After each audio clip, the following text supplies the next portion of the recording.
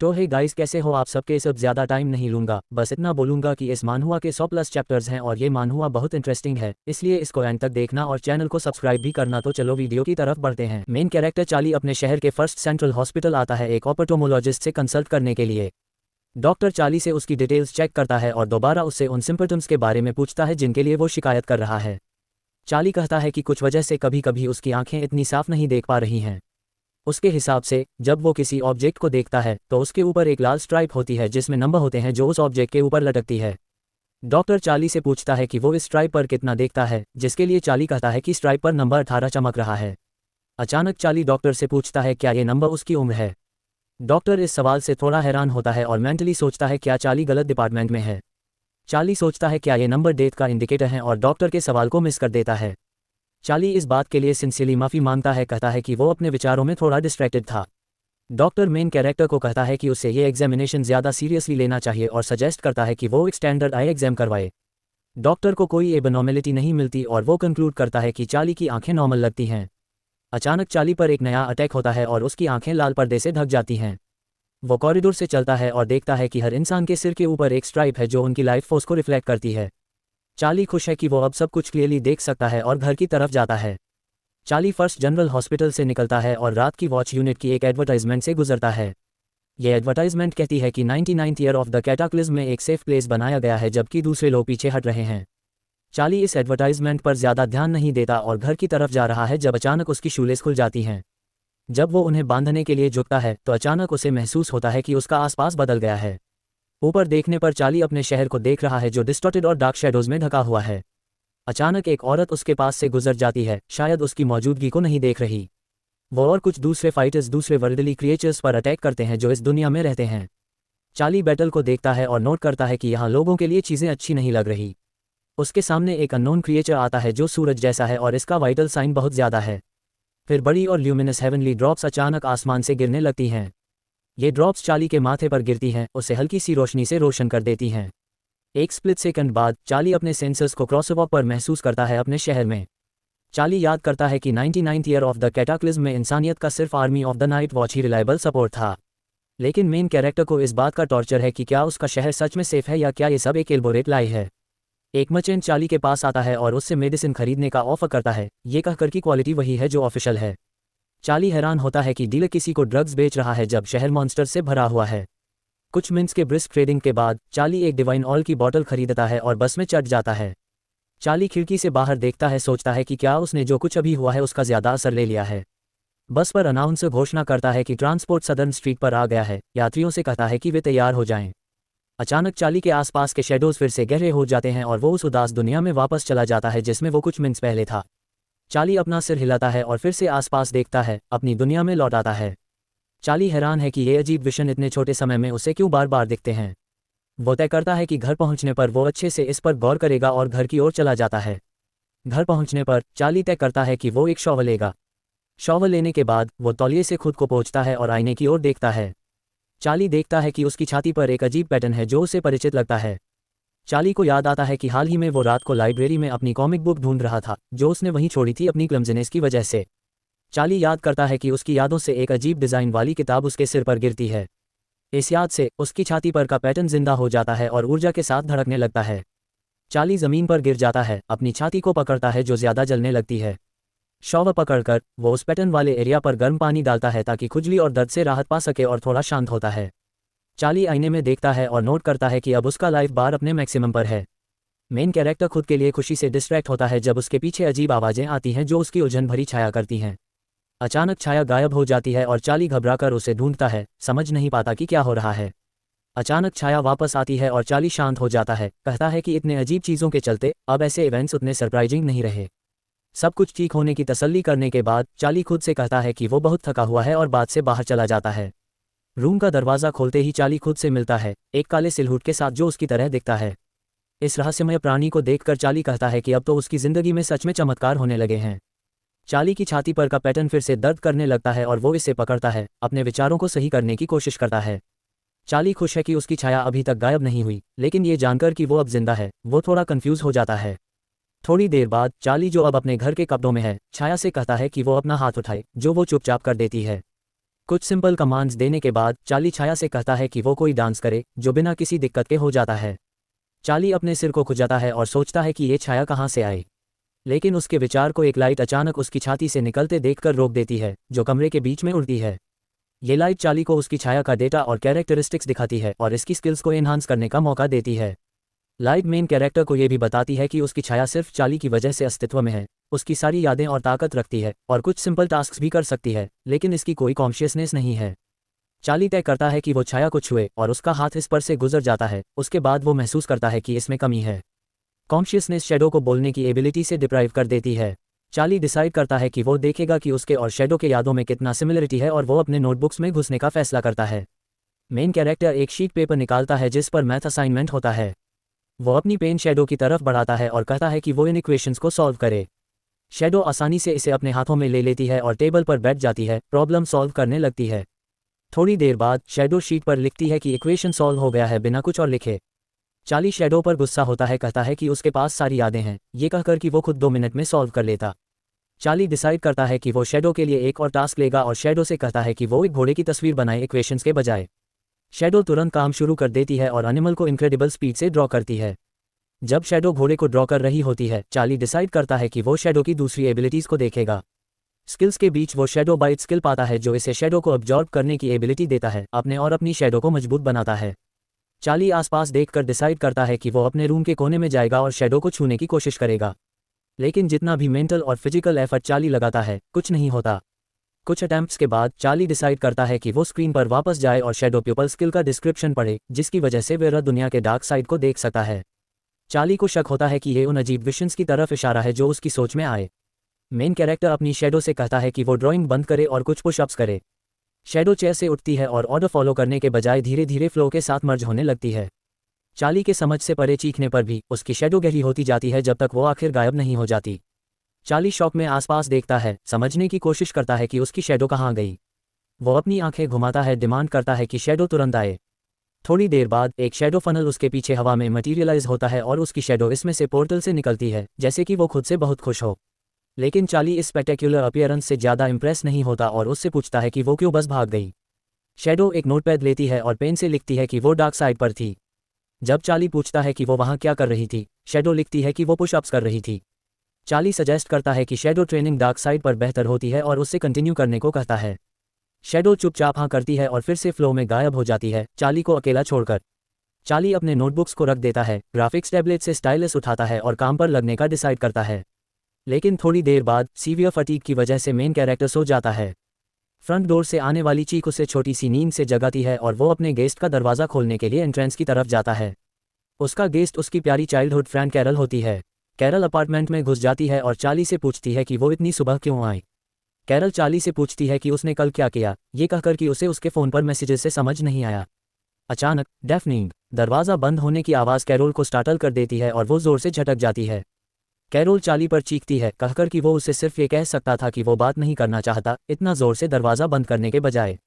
लेकिन अगर कैरोल इतनी लाउड साउंड से डर गई तो चार्ली इस बात से हैरान है कि उसमें इतनी पावर अचानक से कैसे आई। कैरोल चार्ली का परख करती है और शर्माते हुए पूछती है क्या वो पम्प्ड अप है, लेकिन वो जल्दी ही कंक्लूड कर लेती है कि चार्ली मरना पसंद करेगा लेकिन प्रैक्टिस नहीं करेगा। वो आगे आकर मेन कैरेक्टर से पूछती है कि उसने अपने साथ क्या किया।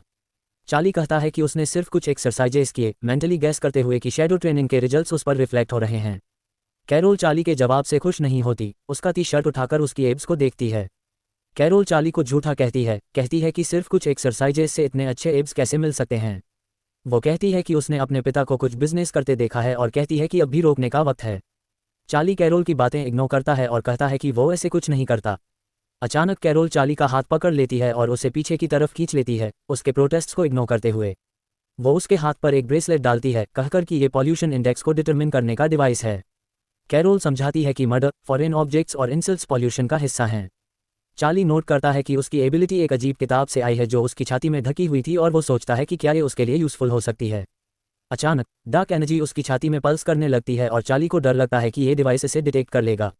वो देखता है कि कैरोल ने एक गन निकाली है और वो डर जाता है कि शायद वो उसे मार देगी। लेकिन डिवाइस सिग्नल करता है कि कोई कंटेमिनेशन नहीं मिला और कैरोल शांत दिमाग से गन को अपने हाथ में घुमाती रहती है। कैरोल अपने व्यवहार को समझाते हुए कहती है कि उसके पिता ने उसे सब कुछ में सावधानी रखनी सिखाई है। चार्ली डिसाइड करता है कि वो टॉपिक चेंज करे और कहता है कि उसने हाल ही में कुछ ड्राइंग्स बनाई हैं। कैरोल को उन्हें देखने के लिए बुलाता है। प्रोटैगोनिस्ट की दोस्त खुशी से हाँ करती है और कहती है कि वो जितना जल्दी हो सके उन ड्राइंग्स को देखना चाहती है। थोड़ी देर बाद चार्ली बिस्तर पर लेटता है और मान लेता है कि सिचुएशन बहुत क्रिटिकल थी। चार्ली अपने शैडो की प्रोग्रेस को देखता है और नोटिस करता है कि इसकी स्ट्रेंथ और शैडो स्किल्स तेजी से बढ़ रहे हैं। मेन कैरेक्टर समझता है कि उसका शैडो पूरी रात हार्ड ट्रेनिंग कर रहा था। चार्ली डिसाइड करता है कि वो शैडो को बुलाए ताकि उसका शुक्रिया अदा कर सके उसकी मेहनत के लिए, जिसकी वजह से वो बहुत ज़्यादा स्ट्रांग हो गया। चार्ली कहता है कि आगे बढ़ने के लिए वो डिफ़िकल्टी बढ़ा सकता है, जिसके लिए शैडो टैसिट कंसेंट से रिस्पॉन्स देता है। शैडो हार्ड ट्रेनिंग शुरू करता है, ऐसे एक्सरसाइजेस करता है जो डिफ़िकल्टी में इम्पॉसिबल हैं। चार्ली डिसाइड करता है कि वो वहाँ नहीं रुकेगा और नए चैलेंजेस देता रहेगा। कैरोल चार्ली के रूम के दरवाजे पर आती है और उसकी मोटिवेशनल स्पीच को सुनती है। सोचती है कि चार्ली ट्रेनिंग के दौरान खुद से बात कर रहा है।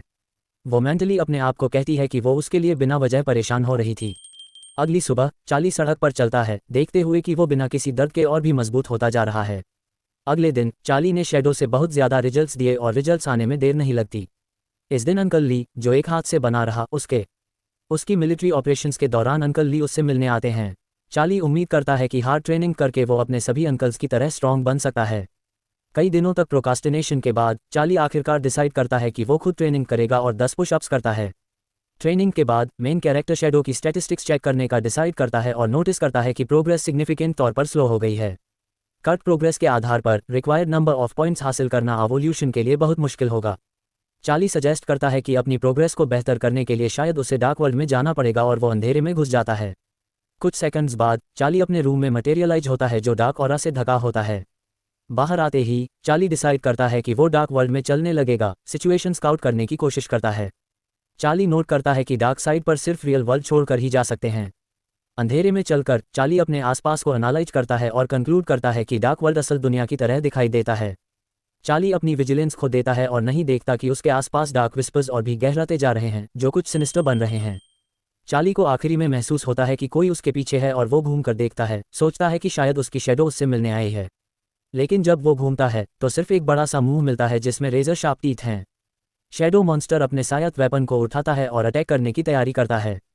चार्ली जल्दी से रिएक्ट करता है और अटैक से डॉज करता है, साइड पर जंप करते हुए। मॉन्स्टर के अटैक से बचते हुए चार्ली शैडो सबप्यूपिल एक्टिवेट करता है और रियल वर्ल्ड के लिए एक पोर्टल खोलता है। इम्पैक्ट से पहले के लास्ट सेकंड में चार्ली शैडो पोर्टल में कूद जाता है और शैडोज में गायब हो जाता है। रियल वर्ल्ड में आकर चार्ली ज़मीन पर गिरता है और अपने चेहरे को ज़मीन पर लगाता है। मेन कैरेक्टर मान लेता है कि वो बहुत डर गया था और सोचता है कि वो क्या था। चार्ली खुश है कि शैडो एक्सरसाइजेस ने उसे बहुत ज़्यादा मोबाइल बनाया है, लेकिन वो ऑफेंडर से बदला लेने का डिसाइड करता है एक कुर्सी लेकर। लेकिन बाद में शैडो मॉन्स्टर के अगेंस्ट दोबारा लड़ने पर उसकी विक्ट्रीज नहीं होती। एक फाइट में वो इंजर्ड होता है और सिर्फ मिरेकुलस तौर पर ब्रोकन बोन्स से बचने में कामयाब होता है। भागते भागते चार्ली को बटॉक्स पर एक कट वुंड मिलता है, जो लेकिन उसे सक्सेसफुल रिट्रीट करने से नहीं रोकती। थोड़ी देर बाद कैरोल उसके पास आती है और उसकी वुंड्स को ट्रीट करके उसकी ताकत वापस लाने में मदद करती है। चार्ली कहता है कि स्कार्स एक आदमी को अडॉर्न करते हैं, जिसके लिए कैरोल सरकास्टिकली पूछती है कि क्या बटॉक्स पर स्कार्स डेकोरेशन है। कैरोल आर्ग्यू करती है कि अगर चार्ली अब दर्द महसूस कर रहा है तो इसका मतलब है कि उसका बॉडी जल्दी ही स्ट्रांग हो जाएगा। चार्ली कैरोल से पूछता है कि उसके प्लान्स क्या हैं बाकी महीने के लिए। कैरोल समझ नहीं पाती कि चार्ली का लास्ट मंथ से क्या मतलब है और पूछती है कि वो क्या कह रहा है। चार्ली अपनी दोस्त को याद दिलाता है कि ये मार्शल आर्ट्स एग्जाम है। चार्ली याद करता है कि डिजास्टर के दौरान ज़्यादातर इंडस्ट्रीज़ कम पॉपुलर हो गई थी, जिनमें कल्चरल और आर्ट्स इंडस्ट्रीज़ भी शामिल हैं। चार्ली कहता है कि अब जो बैटल्स लोगों के दिलों को ऑक्यूपाई करते हैं वो पहले आते हैं। नाइट वॉच का हिस्सा बनने के लिए आपको एक state level martial arts exam pass करना पड़ेगा। थोड़ी सोचने के बाद कैरोल मान लेती है कि वो वाकई में इस एग्जाम को देने नहीं जाना चाहती, थोड़ी हेजिटेशन के साथ।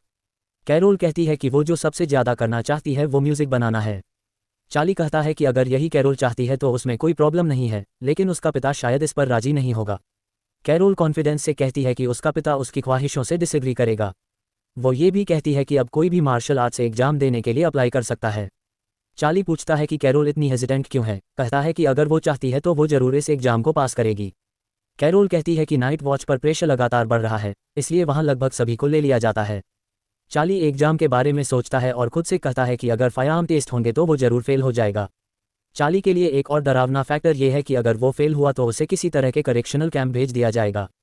चार्ली पूछता है कि क्या वो कैरोल का डिटेक्टर इस्तेमाल कर सकता है, जिस पर कैरोल हैरानी से पूछती है कि ऐसा क्यों चाहिए। कैरोल कहती है कि उसका डिटेक्टर सिर्फ दूसरों को डिटेक्ट करने के लिए है और चार्ली के केस में उसके लिए भागना बेहतर होगा, नाइट वॉच को बुलाना और रेस्क्यू का इंतजार करना। कैरोल सोचती है कि क्या चार्ली की रुचि मार्शल आर्ट्स एग्जाम देने के संभावित प्लान से जुड़ी हुई है। जब चार्ली पुष्टि करता है तो कैरोल जल्दी से चार्ली के पास आती है और उसकी इंटेंशंस की सीरियसनेस के बारे में पूछती है। चार्ली बेचैनी से जवाब देता है कि वो कुछ कॉमिक्स बनाने का भी प्लान कर रहा है, बिना सोचे समझे पहली बात जो दिमाग में आए। इससे कैरोल की कॉमिक्स में स्ट्रॉन्ग इंटरेस्ट जगती है, इसलिए वो उससे डिटेल्स के लिए पेश करती है। चार्ली कहता है कि उसका ओरिजिनल आइडिया एक कहानी बनाने का है, एक पतले लड़के अबिन के बारे में जो कैंपस पर हमेशा बुली होता है, लेकिन वो गुस्सा नहीं करता और उसका दिल अच्छा है। अबिन के पास अमेजिंग विल पावर है और वो सुपर सोल्जर इंजेक्शन लेने के बाद पहचाना नहीं जाता। नाइट वॉच यूनिट्स उसे बैटलफील्ड पर भेजने का प्लान नहीं बनाते, बल्कि उसे अलग अलग इवेंट्स पर भेजते हैं ताकि वो हाई सोसाइटी के लोगों से मिल सके। चार्ली कहानी को सबसे इंटरेस्टिंग पॉइंट पर खत्म करता है, कहता है कि ये सब कुछ तब तक होता रहा जब तक पावरफुल अदर्स शहर में इन्वेड नहीं करते। कुछ समय बाद कैरोल चार्ली को अपने घर ले जाती है, कहती है कि वो यहाँ सेटल हो जाए। कैरोल चार्ली से कहती है कि वो यहाँ रुके जब वो अपने पिता के कमरे में जाती है। चार्ली को कैरोल के बेड पर एक रोमांटिक मंगा मिलता है जो सिबलिंग लव के बारे में है और वो पूछता है कि क्या उससे ये जानना पसंद है। कैरोल शर्मा जाती है और जल्दी से मंगा चार्ली से छीन लेती है, बेचैनी से कहती है कि ये उसकी दोस्त की किताब है जो उसने नहीं पढ़ी। कैरोल चार्ली से कहती है कि वो चुप रहे और उसकी चीज़ें न छुए, फिर वो कमरा छोड़ देती है। चार्ली मुस्कुराते हुए कुर्सी पर बैठ जाता है और सोचता है कि कैरोल वही है, उसने कभी अपने आप को डिफेंड करना नहीं सीखा। वो गिटार की तरफ देखते हुए सोचता है कि कैरोल बचपन से म्यूजिक को पसंद करती है, याद करता है कि वो कैसे उसे परेशान करती थी। चार्ली टेप रिकॉर्डर ऑन करता है और याद करता है कि कैसे कैरोल ने बचपन में उसके साथ बहुत समय बिताया। बेखबर चार्ली से, कैरोल रूम में वापस आती है और पूछती है कि उसने म्यूजिक पसंद करना कब शुरू किया, कहती है कि उसने पहले इसे नफरत किया था।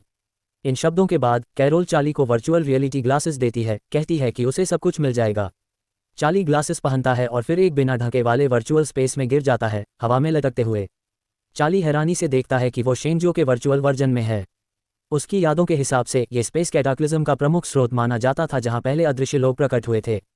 चार्ली नोट करता है कि कुछ मॉन्स्टर्स उन मॉन्स्टर्स से मिलते जुलते हैं जो उसने हॉस्पिटल में देखे थे। चार्ली सोचता है कि हमारी दुनिया और शेंजो की दुनिया के बीच एक स्पेस है जिसे डार्क वर्ल्ड कहा जाता है।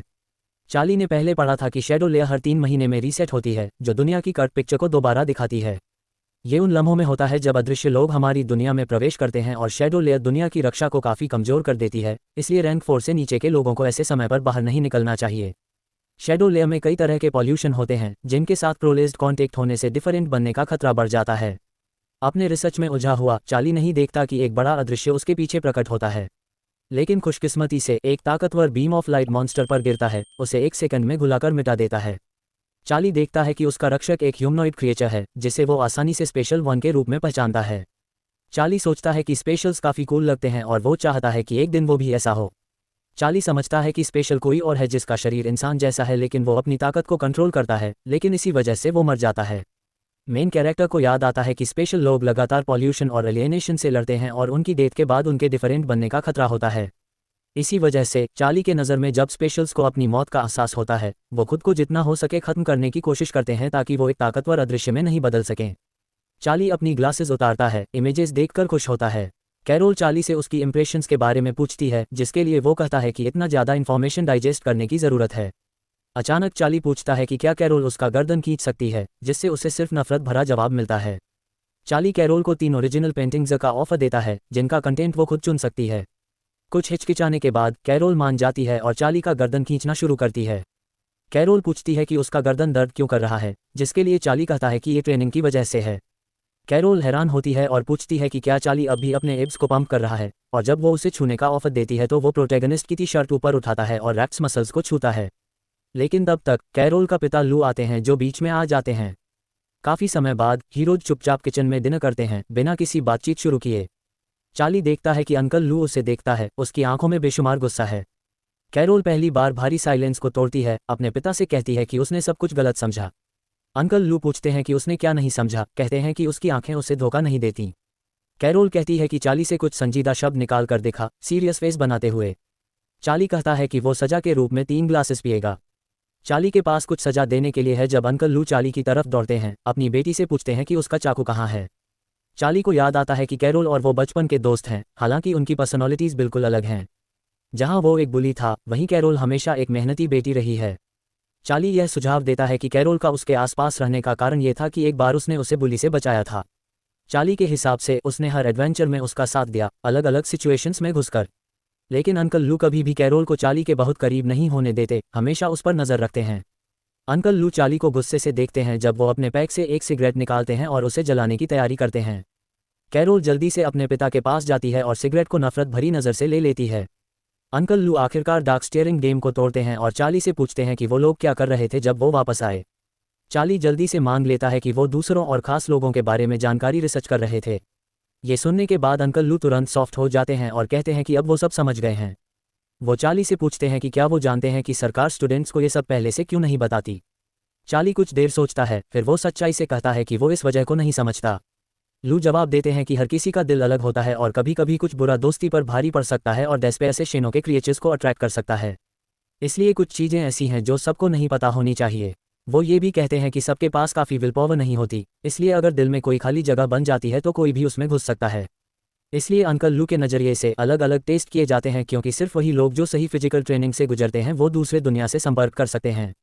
लेकिन अंकल लू के ऑब्जर्वेशंस के हिसाब से इस केस में भी ये दुनिया बहुत खतरनाक है और लोगों की अभी की मेडिकल कैपेबिलिटीज़ के साथ ये अब भी कंट्रोल से बाहर है। चार्ली कहता है कि उसने अंकल लू की सारी इंस्ट्रक्शंस समझ ली हैं, लेकिन वो इस साल मार्शल आर्ट्स एग्जाम मिस नहीं कर सकता। चार्ली और लू की बात को एक फ़ोन कॉल इंटरप्ट करता है जो अंकल को शैडो लेयर से जुड़ी एक अर्जेंट मिशन के बारे में इन्फॉर्म करता है। अंकल लू फौरन घोषणा करते हैं कि वो लोकेशन की तरफ जा रहे हैं। चार्ली को बताते हैं कि अगर वो अपने एग्जाम अच्छे से दे देता है तो वो उसे नाइट वॉच पर ले जाएंगे।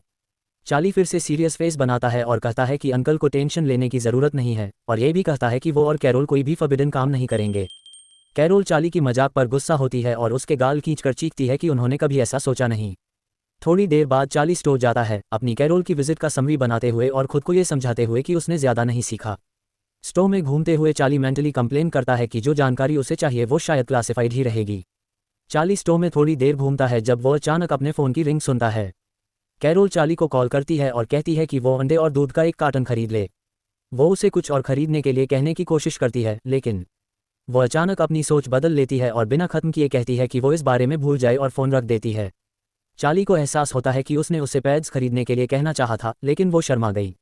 वो तय करता है कि वो उनके लिए पैड्स खरीदेगा। मुख्य पात्र घर वापस आता है, ये नोट करते हुए कि ग्रेजुएशन तक सिर्फ 1 महीना बचा है, और उदास होता है कि ट्रेनिंग का असर कम होने लगा है। चार्ली इस निष्कर्ष पर आता है कि असली शैडोज़ को ट्रेनिंग में शामिल करना पड़ेगा। चार्ली चांद को देखता है और महसूस करता है कि कुछ बुरा होने वाला है, लेकिन वो तय करता है कि शायद वो ज़्यादा सोच रहा है और थोड़ा स्ट्रेच करने का फैसला करता है। चारों तरफ देखकर और ये कंफर्म करने के बाद कि कोई नहीं है, चार्ली शैडो वर्ल्ड का एक पोर्टल खोलता है। पोर्टल के अंदर जाते ही चार्ली कुछ अजीब आवाज़ें सुनता है और दूर से एक जख्मी आदमी को देखता है जो धीरे धीरे उसकी तरफ आता है। चार्ली उस थके हुए आदमी को अपने बिल्डिंग का पड़ोसी पहचानता है और उससे पूछता है कि वो वहाँ क्यों है। पड़ोसी कोई जवाब नहीं देता और बिना कोई ताकत के ज़मीन पर गिर जाता है, लेकिन चार्ली उसके पीछे कुछ अजीब और दर्दनाक तरीके से परिचित क्रिएचर को देखता है। ध्यान से देखने पर चार्ली उस क्रिएचर को वह शैडो मॉन्स्टर समझता है जिससे उसने कुछ दिन पहले लड़ाई की थी। चार्ली अपने हाथ गद कर तय करता है कि अब इसे खत्म करने का समय आ गया है। कुछ 10 मिनट पहले एक सोल्जर अपनी गार्ड सरेंडर करता है, अपने आप से कहता है कि वो बहुत थक गया है। उसकी ज़िंदगी की शिकायतें उसकी ही तरफ से आए एक मदद की चीख से इंटरप्ट होती हैं जो एक नज़दीक के गेटवे से आती है। चीख की तरफ दौड़ते हुए सोल्जर 2 छोटे बच्चों को देखता है जो एक शैडो फनल में खींचे जा रहे हैं। सोल्जर कुछ देर के लिए होश में नहीं आता, ये नहीं मानते हुए कि कोई इतने ओपनली लोगों को डार्क वर्ल्ड में खींच रहा है। बच्चे गहराई में खींचे जा रहे हैं और मदद की तरह चीखते हैं। सोल्जर जल्दी से होश में आता है और बच्चों की तरफ दौड़ता है, चीखते हुए कि वो उनकी मदद करेगा। सोल्जर बच्चों को हाथ से पकड़ने में कामयाब होता है, लेकिन पोर्टल उन्हें खींच लेता है। वो खुद को एक shadow version of the alley में पाता है और बच्चे डर से चीख रहे हैं अपनी मां को ढूंढते हुए। सोल्जर निराशा में कहता है कि उसके पास कोई हथियार नहीं है और उसकी लड़ाई की स्किल्स बहुत कमज़ोर हैं। लेकिन उसका मोनोलॉग एक शैडो ब्लो से इंटरप्ट होता है जो तेजी से उसकी तरफ आता है। तेजी से अपने आप को संभालते हुए सोल्जर एक सफल प्रयास करता है अटैक को रिपेल करने का। सोल्जर नोटिस करता है कि गैप खत्म हो गया है, इसका मतलब है कि वो वापस नहीं आ सकते। वो मेंटली सोचता है कि हर जगह और लोग हैं जो किसी भी मोमेंट अटैक कर सकते हैं, लेकिन उसकी नज़र में सबसे बुरा फैक्टर ये है कि यहाँ हेल्पलेस बच्चे हैं। सोल्जर समझता है कि जो कुछ भी वो कर सकता है वो सिर्फ एक डिस्ट्रेस सिग्नल भेजना और रेस्क्यू का इंतजार करना है। वो अपना डिवाइस बच्चों को देता है, उन्हें कहकर कि वो चीखें नहीं और ये डिवाइस लोकल पॉल्यूशन से लड़ने में मदद करेगा। बच्चे अपनी आंखें पोंछते हैं और उससे पूछते हैं कि क्या वो उन्हें घर ले जा सकता है, भाई कहकर। सोल्जर जवाब देता है कि वो उन्हें यहाँ से निकाल देगा, लेकिन उन्हें उसके पास रहना होगा। अचानक एक शैडो मॉन्स्टर जो एम्बुश में छुपा था हीरोज पर कोने से अटैक करता है। सोल्जर को याद आता है कि जब वो 18 साल का था, उसने मार्शल आर्ट्स एग्जाम पास किया था और यूनिवर्सिटी के मार्शल आर्ट्स डिपार्टमेंट में दाखिल हुआ था। उसके हिसाब से उसने शुरुआत से ही मेहनत की और एलियन बैटल एग्जाम में पहला स्थान हासिल किया।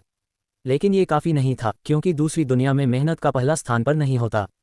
सोल्जर किस्मत पर विश्वास करने से इनकार करता है, लेकिन चाहे वो कितना भी कोशिश करे, वो अपनी सीमा को नहीं तोड़ सकता।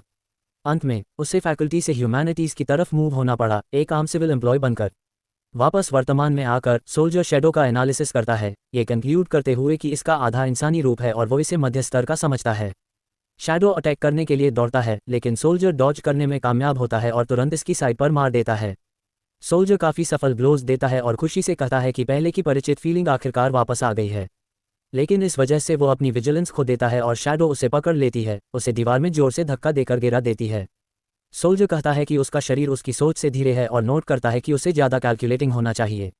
शैडो सोल्जर पर प्रेशर डालता है और दूसरे ब्लोज देता है, जिन्हें वो मुश्किल से डॉज करता है। सोल्जर समझता है कि वो हमेशा नहीं भाग सकता, इसलिए वो एक रिस्की कदम उठाने का फैसला करता है। सोल्जर हवा में उड़ता है और शैडो पावर का इस्तेमाल करके मॉन्स्टर को अंधा कर देता है।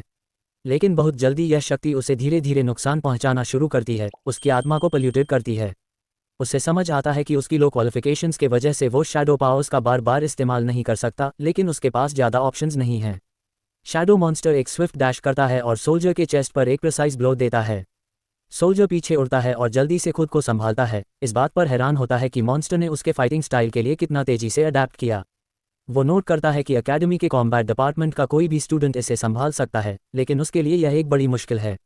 लेकिन सोल्जर के नज़र में उसे पीछे हटने का कोई हक नहीं है, इसलिए उसे दूसरों का इंतजार करना होगा। एक अटैक में शैडो मॉन्स्टर सोल्जर को फिर से हिट करता है, उसके कंधे को पियर्स करते हुए।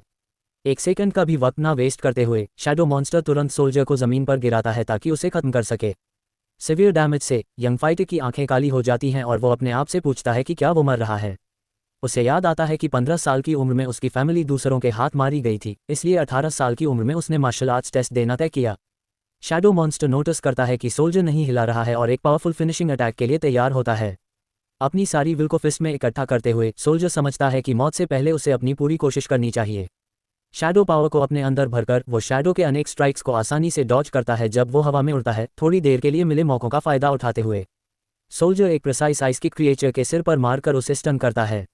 जब मॉन्स्टर कुछ देर के लिए इमोबिलाइज्ड होता है, सोल्जर क्रिएचर के शरीर पर शैडो अटैक्स की बारिश करना शुरू करता है। लेकिन हर ब्लो सोल्जर की ताकत को और ज़्यादा कंज्यूम करता है, इस वजह से वो धीरे धीरे कमज़ोर होने लगता है। मॉन्स्टर को खत्म करने का वक्त न मिलने पर सोल्जर अपने स्थान पर फ्रीज हो जाता है, अपने भारी हाथ को हवा में उठाए रखता है। शैडो काउंटर अटैक करता है, सोल्जर को उसकी फीट से गिरा देता है और उसे उड़ा देता है। सोल्जर ज़मीन पर गिरता है, अपने आप से मानते हुए कि वो कुछ नहीं देख सकता और यह सोचते हुए कि उसकी स्किल्स काफ़ी नहीं थीं। सोल्जर अपनी ज़िंदगी का हिसाब लगा रहा होता है जब अचानक वो कुछ आवाज़ें सुनता है जो उसे दूर से आ रही होती हैं। आवाज़ का स्रोत चार्ली है, जो जोर से पूछता है कि यहाँ क्या हो रहा है। सोल्जर समझने की कोशिश करता है कि उसके सामने कौन खड़ा है, दिमाग में विकल्प घूमता है, लेकिन चार्ली को नाइट वॉच का मेंबर नहीं पहचानता। चार्ली सोल्जर के पास आता है और कहता है कि वो आराम करे और उस पर विश्वास करे। सोल्जर को याद आता है कि डार्क साइड से निकलने का रास्ता बहुत नियंत्रित है ताकि कोई रैंडम व्यक्ति यहाँ नहीं आ सके। लेकिन सोल्जर के विचार को एक शैडो मॉन्स्टर इंटरप्ट करता है, जो तेजी से फिस्ट अटैक करके चार्ली को दूर उड़ा देता है। चार्ली बेहद शॉक में गिरता है, ये समझते हुए कि वो अजीब तरह से कमज़ोर है। शैडो मॉन्स्टर चार्ली से परेशान नहीं होना चाहता और सोल्जर को खत्म करने का फैसला करता है, अपने हाथ को तेजी से स्विंग करते हुए अटैक के लिए। खुशकिस्मती से मॉन्स्टर को स्ट्राइक करने का समय नहीं मिलता जब चार्ली जोर से उसे थप्पड़ मारता है, अटैक को इंटरप्ट करते हुए। चार्ली मॉन्स्टर को नफरत भरी नज़र से देखता है और कहता है कि उसे लड़ना चाहिए। मॉन्स्टर चार्ली पर अटैक करने के लिए मुड़ता है और तेजी से एक श्रृंखला के अटैक लॉन्च करता है, जिसे चार्ली आसानी से टाल देता है। मौका देखकर वह एक पावरफुल ब्लो से बोतल को मारकर तोड़ देता है और उसे एक तेज कांच बना लेता है। शैडो मॉन्स्टर फिर से चार्ली पर अटैक करता है, लेकिन वह तेजी से डॉज करता है और उसके पीछे जाता है। चार्ली मॉन्स्टर के कमजोर स्थान पर तेज कांच से वार कर उसे दर्द से कराता है। गुस्से में मॉन्स्टर चार्ली पर क्रोध से अटैक करना शुरू करता है, लेकिन वह आसानी से हर अटैक से बचता है। चार्ली और भी ब्लोज तोड़ता हुआ बोतल से मारता है, शैडो मॉन्स्टर को थोड़ी देर के लिए पीछे हटने पर मजबूर कर देता है। चार्ली तय करता है कि मॉन्स्टर को नहीं जाने देना है, चीखते हुए कि इस बार वो नहीं हारेगा और अटैक की तरफ दौड़ता है। शैडो मॉन्स्टर चार्ली की लापरवाही का फायदा उठाना चाहता है और हीरो के बिना सुरक्षा वाली बॉडी पर अपने पूंछ से वार करता है। दीवार पर गिरने पर चार्ली अपने लापरवाह होने पर खुद को डांटता है, खुद से कहता है कि उसे उसी जगह पर अटैक नहीं करना चाहिए था। चार्ली समझता है कि मॉन्स्टर को बच्चों पर अटैक करने नहीं देना चाहिए, ये सोचते हुए कि अगर मॉन्स्टर बस भाग सकता तो वह पहले ही भाग जाता। मुख्य पात्र ये देखता है कि शैडो के पास सिर्फ 20% जीवन शक्ति बची है, इसका मतलब है कि आज वह अपना काम पूरा करेगा। सोल्जर चार्ली को बताता है कि मॉन्स्टर के दाईं पसली पर एक गंभीर चोट है और वहां अटैक करने की सलाह देता है। जरूरी जानकारी को ध्यान से सुनने पर चार्ली शैडो मॉन्स्टर पर एक श्रृंखला के लिंजेस के साथ दौड़ता है। चार्ली मॉन्स्टर को ध्यान भटकाने की कोशिश करता है, जल्दी से मूव करते हुए। कई प्रयासों के बाद वह अटैक के लिए एक उपयुक्त अवसर ढूंढ लेता है। कमजोर स्थान पर हिट करते हुए शैडो की स्वास्थ्य से 2% खींच लेता है और वह जोर से चिल्लाता है। शैडो फिर से उड़ जाता है और चार्ली अनुमान करता है कि वह भाग जाने वाला है, लेकिन छाया छोटे बच्चों की तरफ झटके से उड़ती है ताकि उन्हें खा सके और उनका खून ले सके ताकि वो अपने आप को सुधार सके। जब छाया उन तक पहुंचती है तो वह अपना बड़ा मुंह खोलती है जिसमें एक तरह का काला क्लॉट होता है जो जबान जैसा दिखता है। एक छोटा लड़का अपनी गर्लफ्रेंड को गले लगाता है और आंखों में हॉरर के साथ तेज दांतों की एक लाइन की तरफ देखता है। चार्ली मॉन्स्टर के इरादे को रोकने की कोशिश करता है, समझकर कि उसे उन तक पहुंचने का समय नहीं मिलेगा, तो वह अपने आप को ऊर्जा से चार्ज करता है, एक सोडा कैन को मॉन्स्टर की तरफ तेजी से फेंकने के लिए। वह कैन मॉन्स्टर के सिर पर टकराता है, लेकिन वह इस पर ध्यान नहीं देता। लेकिन अंत में सोल्जर अपनी बची हुई ताकत इकट्ठा करता है और मॉन्स्टर के शरीर पर एक जोर का किक मारता है। ऐसे ब्लो से सोल्जर के वाइटल साइन और 3% गिर जाते हैं और वह खांसने लगता है। छाया गुस्से में आ जाती है और बच्चों के बजाय कमजोर सोल्जर को खाने का फैसला करती है। लेकिन चार्ली समय पर मॉन्स्टर तक पहुंच जाता है और उसका चेहरा पकड़ लेता है, इससे उसे या सोल्जर को काटने से रोक लेता है। चार्ली मॉन्स्टर पर चीखता है, कहकर मर जाओ, और जोर से उसमें दांत घुसाता है जब तक वह मॉन्स्टर को पकड़े रखता है। चार्ली उसे जमीन पर गिराता है, उस पर हमला करते हुए। दुश्मन पर फायदा पाकर चार्ली मॉन्स्टर पर कई बार हमला करने लगता है। काफी नुकसान पहुंचाने के बाद चार्ली फिर से मॉन्स्टर से कहता है, कहकर मर जाओ, और एक जोर का फिनिशर अटैक देता है।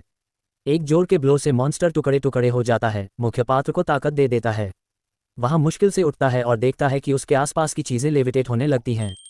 चार्ली गहरी सांस लेता है, अपना हाथ अपने माथे पर रखता है और खुश होता है कि उसने आखिरकार अपनी बदला लेना हासिल किया। लेकिन उसे अपने विजय का आनंद लेने का समय नहीं मिलता क्योंकि उसकी आंखें अंधेरी होने लगती हैं। चार्ली को खुद को एक कलेक्शन पॉइंट पर खड़ा देखते हैं जहां उसके आसपास लाशों के ढेर हैं। चार्ली को वह जगह याद आती है और पूछता है कि यह इतनी बदल क्यों गई। अचानक चार्ली के आसपास 10 छाया मॉन्स्टर्स मटेरियलाइज हो जाते हैं, मुख्य पात्र को समझने का समय नहीं देते। मॉन्स्टर्स उस पर हमला करते हैं और उसे छीन लेते हैं। चार्ली झटके से उठता है, आंखें मुश्किल से खोलता है और सामने एक सोल्जर को देखता है जो उससे पूछता है क्या वह ठीक है। थोड़ी खांसी करते हुए चार्ली कहता है कि वह ठीक है। मुख्य पात्र दूसरे के सिर पर घूमता है, नोट करता है कि मॉन्स्टर को मारने के बाद उसकी यादें कट गई हैं। वह अपनी उंगली से अपने सिर पर रखता है और शैडो प्यूपिल स्किल इस्तेमाल करके मॉन्स्टर की आत्मा को अवशोषित करता है। सोल्जर चार्ली से पूछता है कि क्या वह उसे सुन रहा है, जिस पर वह कहता है कि वह सुन रहा है।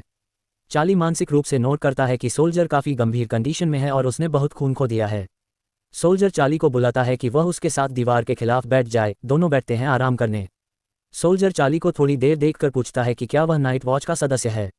मुख्य पात्र मानसिक रूप से हैरान होता है कि सोल्जर ने उसे नहीं पहचाना, जबकि वे दोनों एक ही घर में रहते हैं। सोल्जर को चार्ली को देखने में मुश्किल होती है, ये सोचकर चार्ली कहता है कि वह नाइट वॉच का सदस्य नहीं है। सोल्जर हंसता है और कहता है कि उसे यकीन नहीं हो रहा, और कहता है कि एक आम इंसान इस लेवल के किसी और के साथ नहीं निपट सकता। चार्ली मन ही मन गुस्सा करता है कि सोल्जर उसके साथ ऐसे बात कर रहा है जबकि चार्ली ने उसकी जान बचाई थी। सोल्जर चार्ली पर हंसता है क्योंकि उसने दूसरे सोया सॉस पर हाथ उठाया, कहता है कि यह काफी स्मार्ट मूव था। चार्ली को हैरानी होती है कि सोल्जर इतने मुश्किल वक्त में कैसे हंस रहा है, और नोट करता है कि रात की ड्यूटी पर लगे आदमी कमाल के हैं। सोल्जर चार्ली से पूछता है कि वो किस यूनिवर्सिटी में पढ़ता है और कौन सा कोर्स कर रहा है। चार्ली जवाब देता है कि वो सेकंड ईयर का स्टूडेंट है, जिसके बाद सोल्जर उससे डिपार्टमेंट के बारे में पूछता है। जवाब का इंतजार किए बिना सोल्जर अंदाजा लगाता है कि वो मार्शल आर्ट्स डिपार्टमेंट में होगा क्योंकि वो ह्यूमैनिटीज के लिए काफी स्ट्रांग लगता है। अचानक सोल्जर चार्ली से पूछता है कि क्या उसके पास सिगरेट हैं। चार्ली कहता है कि उसके पास सिर्फ बाइक्स हैं, पर सोल्जर उन्हें भी मान लेता है। चार्ली उसे कहानी का एक हिस्सा देता है, कहता है कि बाकी कुकीज मॉन्स्टर से फाइट के दौरान टूट गई थी। कुकीज खाते हुए सोल्जर चार्ली से पूछता है कि क्या ये पहली बार है जब उसने अकेले किसी को मारा है, जिसके जवाब में चार्ली हाँ में सिर हिलाता है। घाव से लहूलुहान सोल्जर मानता है कि उसने हमेशा मार्शल आर्ट्स डिपार्टमेंट को एडमायर किया है और अपनी फीलिंग्स शेयर करता है कि उसकी क्वालिफिकेशंस काफ़ी कम हैं। चार्ली सोल्जर को सलाह देता है कि कम बात करें तक की मदद आ जाए और अपनी एनर्जी बचाएं। सोल्जर कहता है कि वो ठीक है, बस किसी से बात करना चाहता था। चार्ली सोल्जर से पूछता है कि वो एक आर्ट स्टूडेंट होते हुए कैसे इस अंधेरी दुनिया में आ गया और क्या उसे कभी पछतावा होता है। सोल्जर जवाब देता है कि ये उसका खुद का फैसला था और उसे कोई पछतावा नहीं है। वक्त बर्दाश्त नहीं कर पाता और चिल्लाता है कि वो एक आम आदमी है जो हर रोज काम पर जाता है और लड़कियों से बात करता है, पूछता है कि क्या ये जिंदगी शानदार है। सोल्जर खांसी करता है और चार्ली फिर से उसे शांत रहने की सलाह देता है, कहता है कि अगर उसने अपने आप को संभाला नहीं तो उसके लिए मुश्किल होगी। सोल्जर कहता है कि उसने मदद के लिए काफ़ी पहले सिग्नल भेज दिया था और पूरा यकीन है कि मदद आ रही होगी। चार्ली उठता है और चलने लगता है, लेकिन सोल्जर उसकी आस्तीन पकड़ लेता है और उसे अकेले मत चलने की सलाह देता है, कहता है कि थोड़ी और बातें करें। चार्ली मजबूरन वापस बैठ जाता है और सोल्जर की जिंदगी के कई किस्से सुनता है कि पहले वो कैसा था। अंत में सोल्जर चार्ली से कहता है कि डायरेक्टर जो को एक्स्ट्राऑर्डिनरी टेक्नोलॉजी स्पेशलिटी से कुछ लेकर जाना है। चार्ली कहता है कि सोल्जर खुद वहां जाकर सबको सब कुछ बता सकता है। सोल्जर कहता है कि काफ़ी समय तक उसने सब कुछ अपने अंदर रखा और किसी ऐसे शख्स की तलाश करता रहा जिससे वो बात कर सके। सोल्जर चार्ली से पूछता है कि क्या उसके पास अब भी कुछ चॉपस्टिक्स हैं और उनमें से कुछ मांगता है। चार्ली देखता है कि सोल्जर को वो चॉपस्टिक्स पसंद आई थी, थोड़ा सा मुस्कुराता है। सोल्जर अपना सिर उस तरफ मोड़ता है जहां से आवाज़ें आ रही थीं और कहता है कि लगता है नाइट वॉच आ गई है।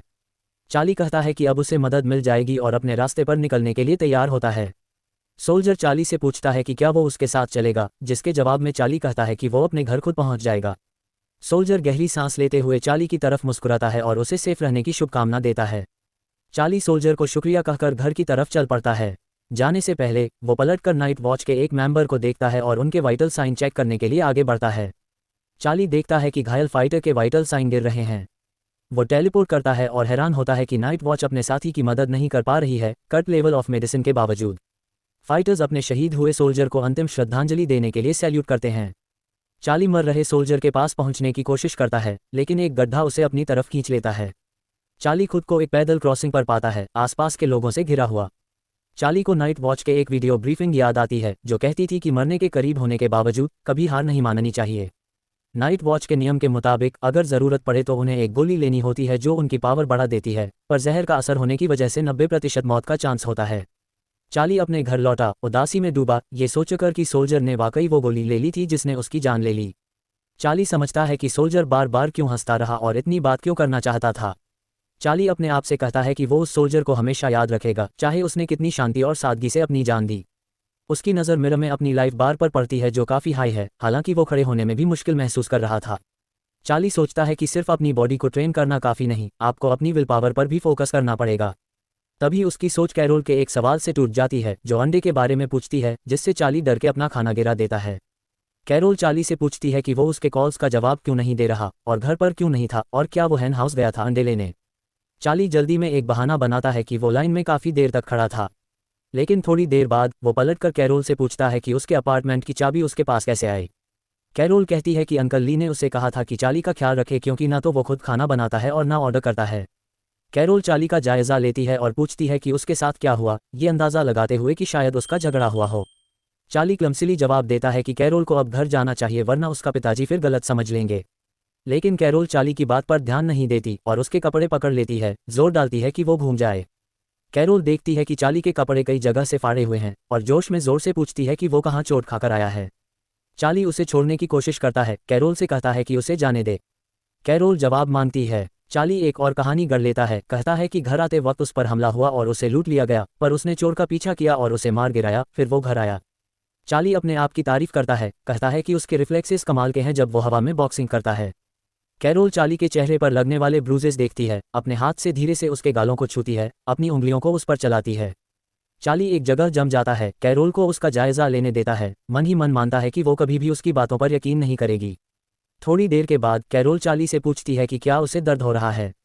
चार्ली थोड़ा शर्मिंदा होता है और कहता है कि वो ठीक है, बस सो जाना चाहता है। कैरोलिन चार्ली का हाथ छोड़कर कहती है कि उसे अंकल ली को सब कुछ बताना पड़ेगा क्योंकि रात में लड़ना ठीक नहीं है। चार्ली कैरोलिन का हाथ पकड़ लेता है और कहता है कि वो सिर्फ अपना बचाव कर रहा था और उससे कहता है कि अपने अंकल को कुछ भी न बताए। चार्ली नाटक करते हुए ज़मीन पर गिर जाता है और कहता है कि वो इतना कमज़ोर है कि और आगे नहीं जा सकता। कैरोलिन कहती है कि चार्ली को अस्पताल जाना चाहिए, पर चार्ली मना करते हुए कहता है कि उसके पास घर पर ही सब कुछ है जो उसे चाहिए। कैरोलिन गुस्से में चार्ली से पूछती है कि क्या वो उससे दवाई देने की उम्मीद कर रहा है, जिस पर चार्ली मुस्कुराते हुए कहता है कि हाँ, वो उससे अपनी सभी चोटों पर पट्टी बांधने के लिए कहेगा। कैरोलिन चार्ली की सभी चोटों पर बिना किसी प्यार से पट्टी बांधती है, जिससे चार्ली को तकलीफ होती है और वो चीखने लगता है। कैरोलिन उसके कंधे पर जोर से मारकर पूछती है कि क्या वो फिर से ऐसा करेगा, जिसके जवाब में चार्ली वादा करता है कि ऐसा फिर नहीं होगा। कैरोलिन चार्ली से कसम लेने को कहती है, लेकिन चार्ली जवाब देता है कि वो ऐसा वादा नहीं कर सकता क्योंकि लड़ाई का जुनून मर्दों की फितरत में होता है। कैरोलिन हल्का सा चार्ली को मारते हुए कहती है कि वो आगे से अपने आप को मुसीबत में नहीं डालेगा। कैरोलीन पट्टी बांधने का काम खत्म करती है और कहती है कि वो अब जा रही है, जिस पर चार्ली उसे रुकने के लिए बुलाता है और कहता है कि उसके पास एक बड़ी सी बैग है। कैरोलीन चार्ली की तरफ मुड़कर अपनी जीभ निकालती है और फिर अपार्टमेंट से चली जाती है। अकेले रहकर चार्ली को सोल्जर का बेटा के लिए संदेश याद आता है। अचानक चार्ली बिस्तर से कूदकर याद करता है कि उसे अपने साथी का नाम भी नहीं पता था। थोड़ी देर बाद चार्ली फैसला करता है कि उस शख्स के बारे में जानकारी ढूंढेगा जिसे उसने हाल ही में हराया था। चार्ली ये सोचता है कि क्या जो पहला इंसान उसने मारा उसका जिक्र कोई और करेगा या फिर वो शैडोज़ के काटने से पहले खत्म हो जाएगा जब तक किल रजिस्टर नहीं होती।